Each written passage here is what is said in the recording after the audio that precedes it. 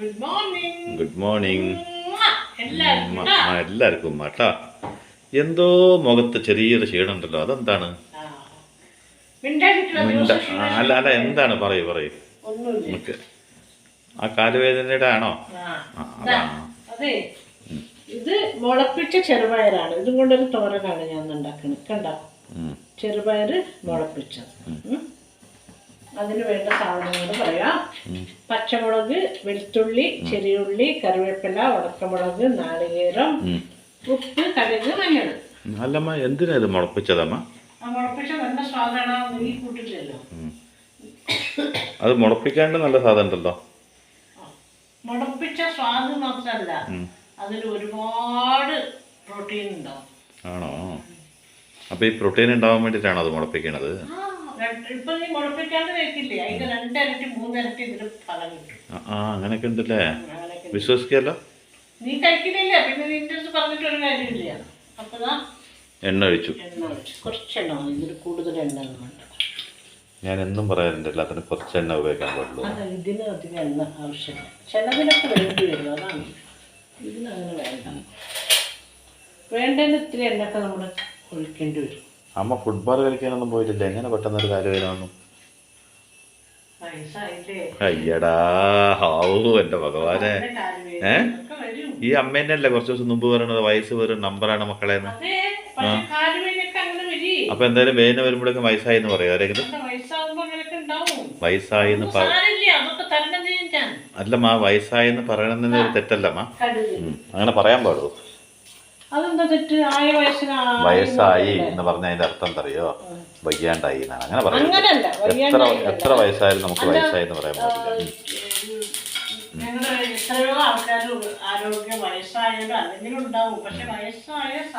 പക്ഷെ അവനവൻ തന്നെ വയസ്സായി എന്ന് പറയരുതമ്മ. അത് വേറെ ആരെങ്കിലും പറഞ്ഞോളൂ.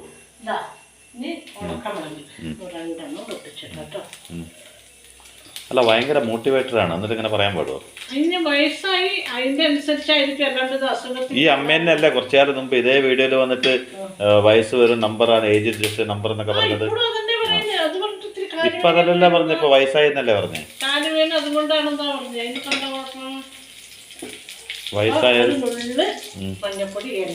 വയസ്സായവർക്ക് മാത്രമേ കാലുവേദന വരുള്ളൂ. ഇന്നാണ് അച്ഛന് കാലുവേദന, അച്ഛനെന്താ വയസ്സായില്ല? കേക്കണ്ട, അച്ഛൻ കേക്കണ്ട തന്നു കേട്ടോ. അതന്നെ കണ്ടോ, നീ എങ്ങനെ ഓരോന്ന് പറയുമ്പോ ഞാൻ തെറ്റിപ്പോവമ്മ. വെളുത്തുള്ളി ഇട്ടു, ചുവന്നുള്ളി കൂടി ഇട്ടു കൊടുക്കാം. ഇനിയിപ്പോ ഞാനത് മറന്നിരുന്നില്ലേ? എങ്ങനെയുണ്ട് 2 ദിവസമായിട്ട് മഴ? നല്ല മഴ, എല്ലാവരും പറയുന്നത് എല്ലായിടത്തും ഉണ്ട്. എല്ലായിടത്തും ഉണ്ട്. ഗംഭീര മഴ എന്നൊക്കെ പറയാം. ഗംഭീര മഴയുണ്ട്. അപ്പോൾ കടുകിട്ടു, ഉണക്കമുളകിട്ടു, വെളുത്തുള്ളി ഇട്ടു, മഞ്ഞപ്പൊടി ഇട്ടു, ചെറിയുള്ളി ഇട്ടു. ഇനി നമുക്ക് പെട്ടെന്നാവുള്ള സാധനമാണ്. ഇനി നമുക്ക് മുളപ്പിച്ച പയറ് ഇതിലേക്ക് ഇട്ട് കൊടുക്കാം. പച്ചമുളക് ഇതൊരു പകുതി വേവാകുമ്പോഴാണ് ഇട്ട് കൊടുക്കും. ഇത് പെട്ടെന്നാവണമെന്ന് ഉണ്ടാക്കുമ്പോൾ അമ്മ എങ്ങനെ ഒരു കഥ പറയും? കാരണം എന്താ പറയുക, ഈ കഥ നമുക്ക് ശീലമായി പോയമ്മ. ചെറുതായിട്ട് പറയാമല്ലോ, അത് വേവാനൊരു 10 മിനിറ്റൊക്കെ വേണ്ടേ? ഇപ്പൊ കുറച്ച് നേരത്തെ പറഞ്ഞ അമ്മ വയസ്സായിരുന്നു, ഇപ്പൊ പറയണ അമ്മ ചെറുതായിട്ട് പറയാന്ന്. എന്താ അമ്മ പറയണത്? നമുക്ക് എന്ത് സംഭവിച്ചു? എങ്ങനെ അമ്മ ചെറുതാവുഞ്ഞ്? ചെറുതാവുമ്പോ ഉയരം കുറയുന്ന അങ്ങനെ ചെറുതായിട്ട് പറയാമോ? അപ്പൊ ഇതിന് വെള്ളമൊന്നും ആവശ്യമില്ല. എന്താറിയോ, ഈ മുളപ്പിച്ച പയറില്ലേ, ഇതിങ്ങനെ ഒരുപാട് ഉടഞ്ഞു വേവരുത് തോരന്. അപ്പൊ ഇതില് ഈ മുളപ്പിച്ച പയറാവുമ്പോ അത് പെട്ടെന്ന് വേവും. മറ്റേ നമ്മൾ ചെറുപയർ വെക്കുമ്പോ വേവ് ഉണ്ടാവില്ലേ, അത്ര വേവ് ഇതിന് ഉണ്ടാവില്ല. അപ്പൊ ഇത് ഇങ്ങനെ വെള്ളത്തിന്റെ ആവശ്യമൊന്നുമില്ല. ഈ മുളപ്പിച്ച ഈ പയറായത് കാരണം അതില് നല്ല എണ്ണങ്ങൾ വന്നു. ഇല്ലില്ല, ഇത് വേവണ്ടേ? അല്ല, വല്ല ഒതുക്കി വെക്കണ കണ്ടപ്പോ ചോദിച്ചാണ്. അത് വേവാൻ വേണ്ടി ഇങ്ങനെ വെക്കാം. നമ്മൾ സാധാരണ ചെറുപയർ വെക്കുമ്പോൾ വെള്ളമൊക്കെ ഒഴിച്ച് വേവിക്കണ്ടേ, പക്ഷെ ഇതിന് അതിൻ്റെ ആവശ്യമില്ല. ഇത് ഇതിൽ തന്നെ ഇരുന്നിട്ട് വെന്തോളും. ഇനിയിപ്പോൾ പിടിച്ചു നോക്കി നമുക്കൊന്ന് വെന്തില്ല എന്ന് തോന്നുകയാണെങ്കിൽ കുറച്ച് വെള്ളം ഇങ്ങനെ എന്താ പറയാ, ഇങ്ങനെ വെറുതെ ഒന്ന് കുറച്ച് ഇങ്ങനെ കൈ കൊണ്ട് ഇതിൽ എന്തിനാ പിടിച്ചു നോക്കണ്ടേ ഞങ്ങള്? അത് ഈ ഇത് വേവും. അങ്ങനെ ഇത് പെട്ടെന്ന് വേവും. മുളപ്പിച്ച പയറല്ലേ, ഇതിന് വെള്ളത്തിന്റെ ആവശ്യമില്ല. അത് ഓടുന്നൊന്നുമില്ലല്ലോ പിടിച്ചു വെക്കാൻ. അപ്പൊ ഇന്ന് ഞാൻ പറയാൻ പോണ കഥ എന്താണെന്നറിയോ? അറിഞ്ഞ പിന്നെ ഞാൻ ചോദിക്കുമോ? എല്ലാവരും പറയില്ലേ, നമ്മള് പോയിട്ട് ദൈവത്തിനോട് പ്രാർത്ഥിച്ച് വഴിപാടുകൾ നടത്തി എല്ലാ ദിവസവും അമ്പലത്തിൽ പോയി അങ്ങനെയൊക്കെ ആകുമ്പോ അതുകൊണ്ട് നമുക്ക് ഒരുപാട് പുണ്യം കിട്ടും എന്നൊക്കെയാണ് പറയുക. അങ്ങനെ പറയാ അല്ലേ? പക്ഷെ അത് ഓരോരുത്തരുടെ വിശ്വാസങ്ങൾ. പക്ഷെ അതൊക്കെ പോണം, അതൊക്കെ ശരിയാണ്. പക്ഷെ അങ്ങനെ മാത്രം ചെയ്തിട്ട് ഒരു പുണ്യം കിട്ടില്ല. എന്താ പറയുക, സൽപ്രവർത്തികളും കൂടി വേണം. നമ്മള് അമ്പലത്തിൽ പോയി പൂജയൊക്കെ ചെയ്തു, വഴിപാട് നമ്മുടെ കുടുംബത്തിന് വേണ്ടി പ്രാർത്ഥിച്ചിട്ട് ഇങ്ങോട്ട് വന്ന് മറ്റുള്ളവർക്ക് വേണ്ടി ദ്രോഹം എന്തെങ്കിലും ചെയ്താൽ അവിടെ പിന്നെ പുണ്യമൊന്നും ആർക്കും കിട്ടില്ല. പക്ഷെ ഇതെല്ലാം ചെയ്തിട്ട് അതിൻ്റെ ഒപ്പം നമ്മൾ സൽപ്രവർത്തി കൂടി, അതായത് മറ്റുള്ളവർക്ക് ദ്രോഹം ചെയ്യാതെ എത്ര കഴിയും നമ്മുടെ കയ്യിൽ നിന്ന് കഴിയുന്ന രീതിയിലുള്ള ഉപകാരങ്ങൾ പറ്റുമ്പോൾ, അതായത് ഇപ്പൊ പണം കൊണ്ട് വേണമെന്നല്ല, നമ്മൾ ആളെ കൊണ്ടും ഉപകരിക്കുന്ന സമയങ്ങളില്ലേ. മനസ്സിലായി അമ്മ പറയണത്. 101 മന്ത്രങ്ങൾ ജപിച്ചിട്ട് പുറത്തിറങ്ങിയിട്ട് 101 പേരെ പറ്റിച്ചിട്ട് എന്താ കാര്യം? അങ്ങനെ ഒന്നും ചെയ്യാതെ നമ്മൾ അമ്പലത്തിൽ പോയി പ്രാർത്ഥിക്കുക. അതിന്റെ ഒപ്പം നമ്മുടെ കയ്യിലാവുന്ന സ്ഥലത്ത് ആൾക്കാർക്ക് ദ്രോഹം ചെയ്തിട്ട് ഒരു മന്ത്രം ദ്രോഹിക്കാണ്ടിരിക്കുക. മനസ്സ് അറിയാണ്ട് ചിലപ്പോ ചില തെറ്റുകൾ ചെയ്തു പോവും. നമ്മൾ അറിയാതെ അയ്യോ ഇങ്ങനെ ആയി പോയല്ലോ എന്ന് പറഞ്ഞ് അതിനുവേണ്ടി നമ്മൾ പശ്ചാത്തപിച്ച് ദൈവത്തിനോട് മാപ്പ് പറയാം. പക്ഷെ തെറ്റുകൾ മാത്രം ചെയ്തിട്ട് നമ്മൾ ദൈവത്തിൻ്റെ പോയി പ്രാർത്ഥിച്ചിട്ട് അതുകൊണ്ട് പുണ്യം കിട്ടുന്നു ഒരിക്കലും വിചാരിക്കരുത്. അതാണ് ഈ കഥയിലുള്ള സാരാംശം. അപ്പം നല്ല കഥയാണ്, സാരാംശം എന്ന് തന്നെ പറഞ്ഞിട്ടുണ്ട്. അപ്പൊ എന്താന്ന് പറഞ്ഞാൽ ഒരു കാട്, അവിടെ ഒരു മുനിവര്യൻ വന്നു. അപ്പൊ ആ സമയത്ത് അവിടെ 2 ആദിവാസികൾ അവർ ഈ തേനെടുക്കാനോ പല കിഴങ്ങ് വർഗ്ഗങ്ങൾ ഇതിനു വേണ്ടിയിട്ട് അല്ലെങ്കിൽ നടക്കുകയാണ് 2 കൂട്ടുകാരന്മാരാണ്. അപ്പൊ അവരിങ്ങനെ കുറേ അതിന്റെ അവർക്ക് ഒന്നും കിട്ടിയില്ല, വിശപ്പും എല്ലാം കൂടി അതിലൊരാള് മയങ്ങി വീഴുമല്ലോ വിശന്നിട്ടല്ലേ. അല്ലേ? അപ്പൊ ആ കാട്ടിൽ വേറെ ഒന്നും കിട്ടില്ലല്ലോ, അവർക്ക് ആവശ്യമുള്ള സാധനം കാട്ടില് പിന്നെ ആരെങ്കിലും പെട്ടിക്കട വെച്ചിട്ടുണ്ടാവോ? അപ്പൊ കൂടെയുള്ള ആൾക്ക് പരിഭ്രമായോ, എന്റെ കൂട്ടുകാരൻ ഇവിടെ ആരും സഹായിക്കാനില്ലല്ലോ എന്ന് പറഞ്ഞ് ചുറ്റും നോക്കുമ്പോ ഈ തപസ്സിരിക്കുന്ന മുനിവര്യനെ കാണും. അവിടെ ഒരാളുണ്ടല്ലോ. ഓടിപ്പോയിട്ട് ഇവർക്ക് ഇതൊന്നും അറിയില്ലല്ലോ, ഒരാളവിടെ എന്തോ ധ്യാനിക്കുന്നു, അതെന്താണ് ഏതാണെന്ന് അത്രയ്ക്ക് അവിടെ അറിയില്ലല്ലോ. അപ്പൊ ആളെന്ത് ചെയ്യും, വേഗം ഓടിപ്പോയിട്ട് അങ്ങോരെ ഉണർത്തും. എന്റെ കൂട്ടുകാരൻ മൈലി വീണിരിക്കണോ എന്ന് പറഞ്ഞ് അങ്ങോരെ തൊട്ടുണർത്തും. പെട്ടെന്ന് ദേഷ്യം വരും. മുനിമാര് തപസ്സിരിക്കുമ്പോഴൊക്കെ ഉണർത്തുമ്പോൾ ദേഷ്യം വരുമല്ലോ. ഞാൻ ഉണർത്തിയിട്ടില്ല, നീ എന്റെ തപസ്സിനെ ഭംഗപ്പെടുത്തി ഭസ്മമായി പോകുന്നു. അത് ഭസ്മമായി പോയി. കുറച്ച് കഴിഞ്ഞപ്പോ ഈ മയങ്ങി കിടന്ന ആളിന് ബോധം വരും. ബോധം വന്നിട്ട് കൂട്ടുകാരനെ നോക്കുന്നു, കാണാനില്ല. അപ്പൊ ഇങ്ങോട്ട് അവിടെ ഇരിക്കണ്ടല്ലോ ഈ മുനിവരി. അപ്പൊ പറയും, സ്വാമി എന്റെ കൂടെ ഉണ്ടായിരുന്ന ആളിനെ കാണാനില്ല, നിന്റെ കൂടെയുള്ള ആളെ എന്റെ തപസ്സിന് ഭംഗം വരുത്തി ഞാനത് അവനെ ഭസ്മാക്കിയിട്ടിരിക്കുന്നു. അപ്പൊ നോക്കുമ്പോ അവിടെ ഒരു ചാരം. അപ്പൊ ആൾക്ക് ഭയങ്കര സങ്കടാവും. ഒരു എനിക്ക് വേണ്ടിട്ടല്ലേ, മുനി പറയല്ലോ എങ്ങനെയാണെന്ന്. അപ്പൊ എനിക്ക് വേണ്ടിട്ടല്ലേ ഇത് ഉണ്ടായത്, അവന്റെ നല്ല മനസ്സുകൊണ്ട് അവൻ ഇങ്ങനെ ചെയ്തതല്ലേ, അതിനിങ്ങനെ ചെയ്യാൻ പോലും മുൻവരിക, ഇതിന് അവനെ എനിക്ക് ജീവിപ്പിച്ചു തരണം, ഈ ശാപം തിരിച്ചെടുക്കണം എന്ന് പറയും, മോക്ഷം കിട്ടണം. മോക്ഷം. അപ്പൊ ഇങ്ങോട്ട് പറയും, എനിക്ക് ശപിക്കാൻ മാത്രമേ ശക്തിയുള്ളൂ, തിരിച്ചെടുക്കാനുള്ള ശക്തി എനിക്കില്ല. ഞാൻ എൻ്റെ ഗുരുവിൻ്റെ അടുത്ത് പോയിട്ട് അത് അറിഞ്ഞിട്ട് വന്നിട്ട് പകുതി അറിഞ്ഞ മുനിവരനാണ് ഇങ്ങനെ ശപിച്ചതല്ലേ. അത് ഞാൻ എൻ്റെ ഗുരുവിൻ്റെ അടുത്ത് പോയിട്ട് വരാം, എന്നിട്ട് മുഖത്ത് മുറിയാക്കരുത് അങ്ങനെ തുടച്ചിട്ട് ഒരു മയത്തിലൊക്കെ തുടച്ചുവിടും. നമ്മുടെ മുഖമല്ലേ, എൻ്റെ അല്ലല്ലോ. അപ്പൊ ഞാൻ എൻ്റെ ഗുരുവിൻ്റെ അടുത്ത് പോയിട്ട് വരാം, എന്നിട്ട് തിരിച്ചെടുക്കാനുള്ള ഇത് പഠിച്ചിട്ട് ഞാൻ വരാം, അതിനുള്ള ശക്തി എങ്ങനെ എടുക്കേണ്ടതെന്ന് അറിഞ്ഞിട്ട് വരാം, അതുവരെ നീ ചാരം സൂക്ഷിച്ചു വെക്കുന്നു പറഞ്ഞ് പോയി. ഗുരുവിനെ പോയി കണ്ടപ്പോൾ പറഞ്ഞു, നിന്റെ ഈ കോപം കൊണ്ട് നിനക്കുള്ള ഇതിപ്പോ നിനക്ക് തിരിച്ചെടുക്കാൻ ഇപ്പൊ പറ്റില്ല, നീ ഒരു കാര്യം ചെയ്യ്. ഒരു ഗ്രാമത്തിന്റെ പേര് പറയും, ആ ഗ്രാമത്തില് ഒരു കേശവൻ എന്ന് പറഞ്ഞ ഒരാളുണ്ട്, അങ്ങോരെ പോയി കാണും. അയാൾ ഒരുപാട് പുണ്യങ്ങൾ നേടിയിട്ടുള്ള ആളാണ്. അയാൾ ചെയ്ത പുണ്യത്തിന്റെ ഒരു ഫലം നിനക്ക്, ഒരു പങ്ക് നീ മേടിച്ചോ, അപ്പം നിനക്ക് അത് തിരിച്ചെടുക്കാനുള്ള നിനക്കുള്ള അതിനുള്ള ശക്തി കിട്ടും എന്ന് പറയും. അപ്പോൾ ഈ മുനിവരെയും വിചാരിക്കുകയോ വലിയ ഗുരുവിനേക്കാളും വലിയ ആരെങ്കിലും ആയിരിക്കും എന്ന് പറഞ്ഞ് അങ്ങനെ പോകും. പോയിക്കൊണ്ടിരിക്കുമ്പോ കുറച്ച് ദൂരം എത്തിയപ്പോ ഒരു സുന്ദരിയായ പെൺകുട്ടി നടന്നു വരുന്നു. ആ സുന്ദരിയായ പെൺകുട്ടി നടന്നു വരുമ്പോ ഏതൊരാളാണെങ്കിലും ഇങ്ങനെ നോക്കുമല്ലോ. അപ്പൊ ഈ മുനിവര്യനും ആ പെൺകുട്ടിയെ വല്ലാത്ത മുനിവര്യനാണല്ലോ. ഒറിജിനൽ മുനിവര്യനാണ്. നോക്കി. അപ്പൊ ഈ പെൺകുട്ടി ഇങ്ങനെ നോക്കും. അത് നോക്കിയിട്ട് നല്ല മുനിവരൻ. സാധാരണ മനുഷ്യന്മാര് ഇങ്ങനെ സാധാരണ നോക്കി, ഇതൊരു മുനിവര്യനെ ഈ കാഷായ വസ്ത്രമൊക്കെ ധരിച്ചിട്ട് ഇയാളെ എന്നെ അങ്ങനെ നോക്കണ്ടല്ലോ എന്ന് പറഞ്ഞിട്ട്, അതേ മുനിവര്യ, നിങ്ങളൊരു സാധാരണ മനുഷ്യനല്ലല്ലോ, ഒരു മുനിവര്യനല്ലേ, ഒരു കാഷായ വസ്ത്രം ധരിച്ച ഒരു സന്യാസിയല്ലേ, നിങ്ങൾ എന്നെ അങ്ങനെ നോക്കാൻ പാടുള്ളൂ, അത് തെറ്റല്ലേ എന്ന് പറയും.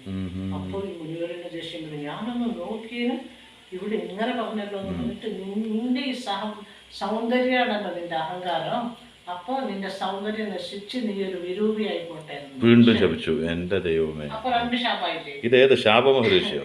അപ്പൊ ആ പെൺകുട്ടി ഒരു കുരൂപിയായി മാറി. കുരൂപിയോ? വിരൂപിയോ എന്തോ ആയി മാറി. രണ്ടും ആയി മാറി. അപ്പൊ അത് കഴിഞ്ഞു. എന്നിട്ട് പിന്നെയും ഈ കേശവന്റെ വീട് അന്വേഷിച്ച് പോവല്ലേ. അപ്പൊ അവിടെ പോയിക്കൊണ്ടിരിക്കുമ്പോ വേറൊരാളെ വഴിയിട്ടുണ്ട്. ഈ കേശവന്റെ വീട് എവിടെയെന്ന് ചോദിച്ചു. അപ്പൊ ഈ മുനി എന്തിനാണ് പോയി കേശവന്റെ വീടൊക്കെ, എന്തിനാ മുനി വരിക കേശവന്റെ വീട്? കേശവന്റെ വീട്ടിൽ നല്ല ഭംഗിയുള്ള ഒരു പെൺകുട്ടി ഉണ്ട്, അതിന് കല്യാണം കഴിക്കാനാണോ എന്നൊരു കളിയാക്കി ചോദ്യം. മുനിവരനെ കണ്ടിട്ട് ഒരു കളിയാക്കി ചോദ്യം കൊണ്ട് ചോദിച്ചു. പെണ്ണന്വേഷിച്ച് പോവാണോ? അപ്പൊ മുനിവരനെ ദേഷ്യം പറഞ്ഞു, എന്നെ കണ്ടിട്ട് നിനക്ക് ഞാനൊരു പെണ്ണന്വേഷിച്ച് പോവാണോ തോന്നിയത്? എന്നെ നീ കളിയാക്കുന്നോ? നീ ഒരു കുരുടനായി പോ. അങ്ങനെ 3 ശാപങ്ങളും കൊടുത്ത ആള് ഈ വീട് കണ്ടെത്തി അവിടെ പോയി. അവിടെ പോയപ്പോ അങ്ങനെ ഒരു സാധാരണ മനുഷ്യൻ, ഒരു സാധാരണ വീട്, അവിടെ അയാൾ എന്റെ ജോലിയൊക്കെ ചെയ്തുകൊണ്ടിരിക്കുന്നു. അപ്പൊ കേശവൻ ആരാ അവിടെ എന്ന് ചോദിച്ചു. അപ്പൊ ഇവര് വന്നിട്ട് പറയും, ഞാൻ തന്നെയാണെന്ന്. ഒരു സാധാരണ വസ്ത്രമൊക്കെ ധരിച്ച് എന്തൊക്കെയോ ജോലികളൊക്കെ വീട്ടിലൊക്കെ ചെയ്തുകൊണ്ടിരിക്കുന്നു. അപ്പൊ ഇയാൾ എന്ത് തരാനാ എനിക്ക് തപശക്തി, ഈ പുണ്യം, ഇയാൾക്ക് എന്ത് പുണ്യം ഉണ്ടാവാനാന്ന് പറഞ്ഞിട്ട്, അതെ എന്താണ് നീ ചെയ്തുകൊണ്ടിരിക്കുന്നത്? ഞാൻ എൻ്റെ വീട്ടിലെ ജോലികൾ എന്തൊക്കെയാണ് നീ ചെയ്യുക? അപ്പോൾ ഞാൻ വീട്ടിലെ ജോലികൾ ചെയ്യും, പുറത്ത് ആൾക്കാർക്ക് എന്തെങ്കിലുമൊക്കെ സഹായം എൻ്റെ കയ്യിലാവുന്നത് ചെയ്യും, എൻ്റെ അടുത്ത് ഉള്ളതിന് ഞാൻ ഉപകാരം ആരെങ്കിലും ചോദിച്ചു വന്നാൽ അത് ഞാൻ കൊടുക്കും, അങ്ങനെ എല്ലാ സൽപ്രവർത്തികളും ഞാൻ ചെയ്യാറുണ്ട്. ദൈവഭക്തനാണോ? ദൈവഭക്തൻ എന്ന് പറഞ്ഞാൽ എന്തിനാ അങ്ങനെ ഒരു പ്രത്യേക ഭക്തി? എന്നിലും ദൈവമുണ്ട്, നിങ്ങളിലും ദൈവമുണ്ട്, മറ്റൊരാളിലുണ്ട്. നമ്മുടെ കാണുന്ന എല്ലാവരിലും ദൈവം വസിക്കുന്നു എന്നാണല്ലോ പറയുക. നമ്മുടെ അകക്കണ്ണുകളും ദൈവമുണ്ടല്ലോ.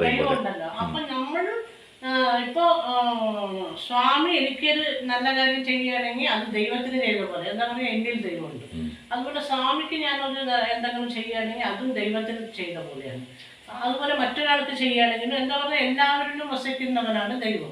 സഹജീവികളെ ഒരു ബഹുമാനത്തോടെ കാണുന്ന ഒരു വ്യക്തി, നല്ല പ്രവൃത്തികൾ ചെയ്യുക, അവർക്ക് വേണ്ട ഒരു ദ്രോഹങ്ങളും ചെയ്യാണ്ടിരിക്കുമ്പോൾ നമ്മൾ മനുഷ്യരിൽ ദൈവത്തിനെ കാണുന്ന ആള്.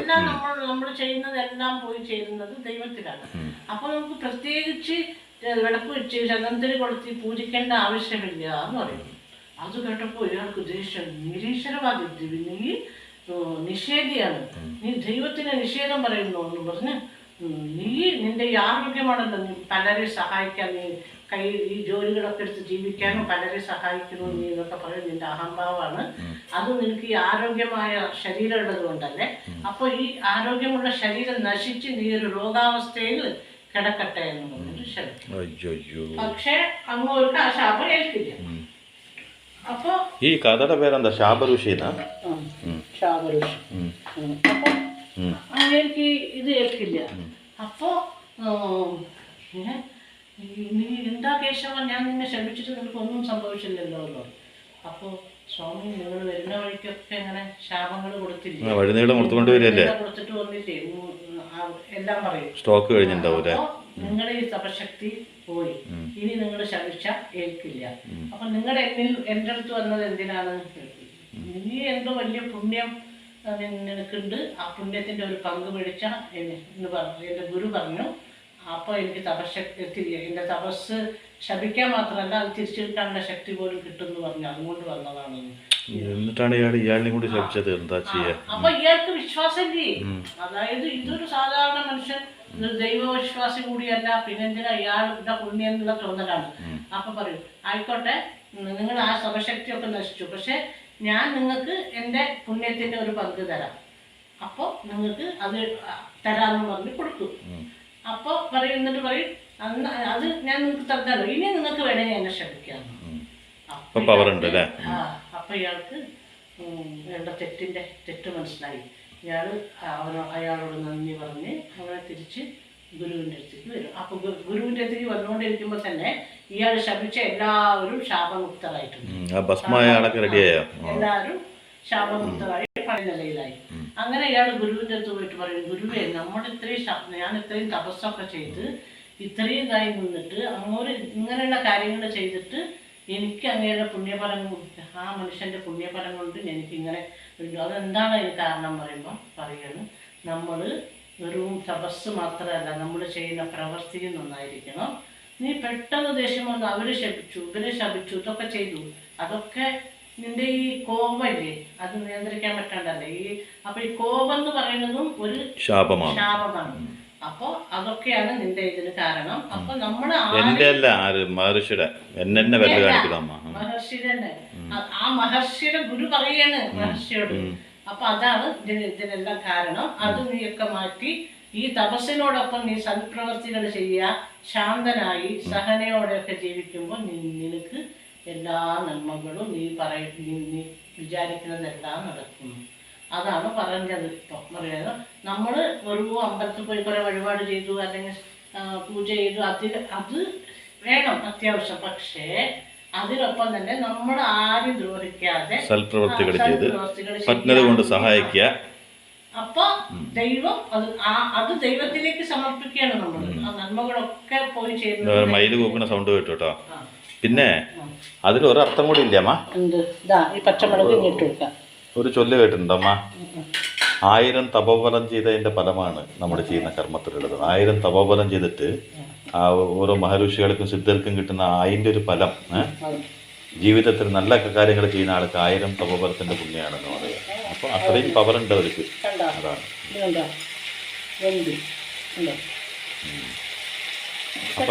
അപ്പൊ നമ്മൾ ചെയ്യുന്ന നന്മകളിലാണ് ദൈവം നമ്മളെ ഏറ്റവും കൂടുതൽ പ്രീതിപ്പെടുക.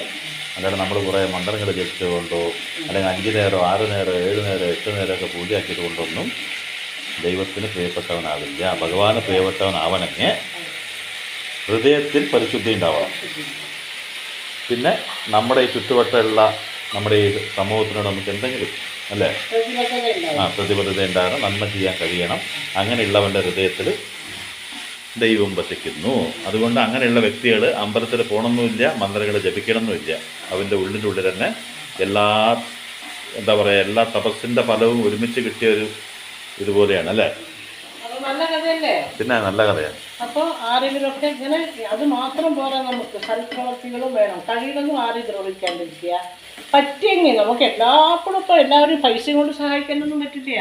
നന്മയുള്ളൊരു മനസ്സുണ്ടാവണം. അത് സഹായിക്കാൻ പറ്റിയില്ലല്ലോ, എനിക്ക് ഉണ്ടെങ്കിൽ എനിക്ക് സഹായിക്കായിരുന്നോ, അല്ലെങ്കിൽ ഒരാൾ വീട് കിടക്കുമ്പോൾ അങ്ങനെ പിടിച്ചോണ്ടിട്ട് ഒരു ഗ്ലാസ് വെള്ളം കൊടുക്കാൻ നമുക്ക് പറ്റില്ല. നന്മ നിറഞ്ഞൊരു മനുഷ്യൻ 1000 തപോബലത്തിന് തുല്യമാണ് അല്ലേ.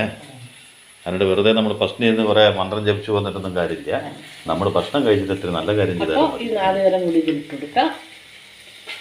അപ്പോൾ എല്ലാവരുടെയും ഹൃദയത്തിൽ പരിശുദ്ധി ഉണ്ടെങ്കിൽ ആ പരിശുദ്ധിയുള്ള ഹൃദയത്തിൽ ഭഗവാൻ ഉണ്ടാവും. അതുകൊണ്ട് അങ്ങനെയുള്ള വ്യക്തികൾ ഒരിക്കലും ഭഗവാനെ തേടിപ്പോണ്ട ആവശ്യമില്ല. നിന്റെ ഉള്ളിൽ തന്നെ ഭഗവാൻ വസിക്കുന്നു അല്ലേ. പിന്നെ നമുക്ക് ഇത്തിരി ബുദ്ധിമുട്ടുകൾ വരികയെ അല്ലെങ്കിൽ നമുക്ക് നല്ല കാലം വരിക, അതൊക്കെ നമ്മുടെ കർമ്മഫലം കൊണ്ട് നമുക്ക് കിട്ടുന്നതാണ്. ഇപ്പൊ അടുപ്പിച്ച് ദൈവമായിട്ട് ബന്ധപ്പെട്ടുള്ള കഥ തന്നെയാണല്ലോ പറയുന്നത്. നല്ലതാണ്. നമ്മൾ വിചാരിക്കണം. അപ്പൊ എന്തറിയോ, നമ്മുടെ കർമ്മഫലത്തിന് നമുക്ക് ദൈവം കഷ്ടങ്ങൾ തരും. അതുപോലെ നമ്മുടെ കർമ്മഫലത്തിന് നമുക്ക് ദൈവം ഇതിൽ പെട്ടതൊക്കെ പറഞ്ഞോ? അത് നമ്മൾ ചെയ്യുന്ന കർമ്മഫലത്തിനനുസരിച്ച്, അത് ഇപ്പൊ ചെയ്തതെന്നൊന്നും പറയാൻ പറ്റില്ല, മുൻജന്മത്തിൽ ചെയ്തതായിരിക്കാം. അത് നമുക്ക് എന്താണോ നടക്കാനുള്ളത് അത് നടക്കും. അപ്പൊ അത് നന്മയാണെങ്കിൽ അത് നന്മ നടക്കും, തിന്മ നമുക്ക് അനുഭവിക്കാൻ യോഗം ഉണ്ടെങ്കിൽ അത് നടക്കും. അത്രേ ഉള്ളൂ.